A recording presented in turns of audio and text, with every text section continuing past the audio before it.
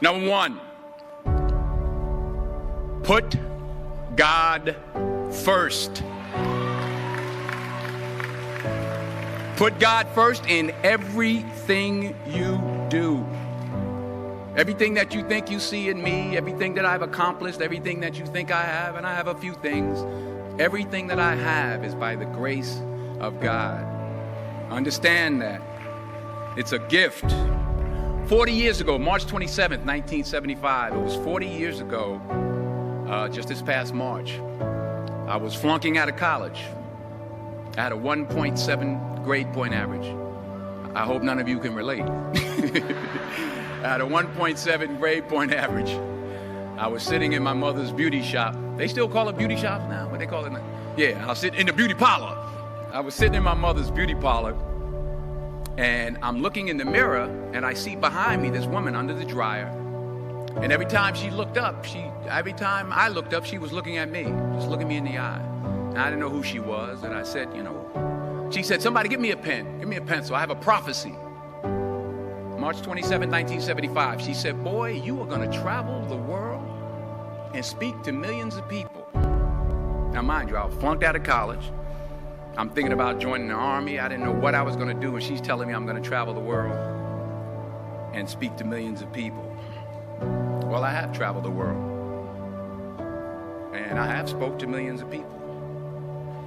But that's not the most important thing, the success that I had. The most important thing is that what she taught me and what she told me that day has stayed with me since.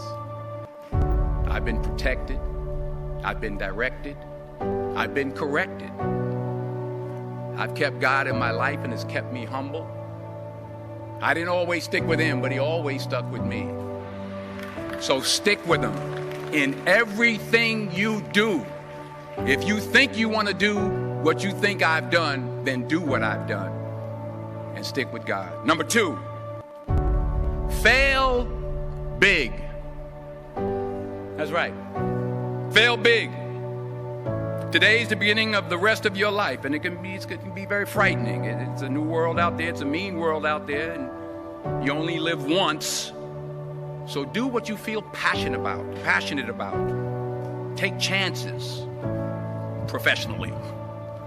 Don't be afraid to fail. There's an old IQ test, was 9 dots, and you had to draw 5 lines with a pencil within these 9 dots without lifting the pencil. The only way to do it was to go outside the box. So don't be afraid to go outside the box. Don't be afraid to think outside the box. Don't be afraid to fail big, to dream big. But remember, dreams without goals are just dreams, and they ultimately fuel disappointment. So have dreams, but have goals. Life goals, yearly goals, monthly goals, daily goals. I try to give myself a goal every day. Sometimes it's just to not curse somebody out. Simple goals, but have goals. And understand that to achieve these goals, you must apply discipline and consistency. In order to achieve your goals, you must apply discipline, which you've already done, and consistency every day, not just on Tuesday and miss a few days. You have to work at it every day. You have to plan every day. You've heard the saying, we don't plan to fail, we fail to plan. Hard work works. Working really hard is what successful people do. And in this text, tweet, twerk world that you've grown up in, remember, just because you're doing a lot more doesn't mean you're getting a lot more done. Remember that. Just because you're doing a lot more doesn't mean you're getting a lot more done.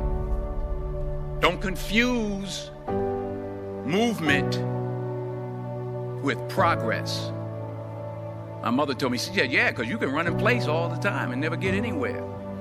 So continue to strive, continue to have goals, continue to progress. Number 3, you'll never see a U-Haul behind a hearse. I'll say it again. You'll never see a U-Haul behind a hearse. I don't care how much money you make, you can't take it with you. And it's not how much you have, it's what you do with what you have.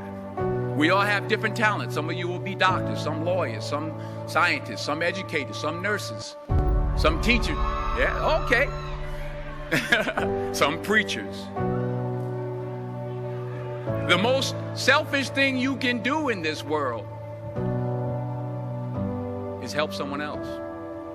Why is it selfish? Because the gratification, the goodness that comes to you, the good feeling that I get from helping others, nothing's better than that. Not jewelry, not big house I have, not the cars, but it's the joy. That's where the joy is, in helping others. That's where the success is. Finally, I pray that you put your slippers way under the bed tonight, so that when you wake up in the morning, you have to get on your knees to reach them.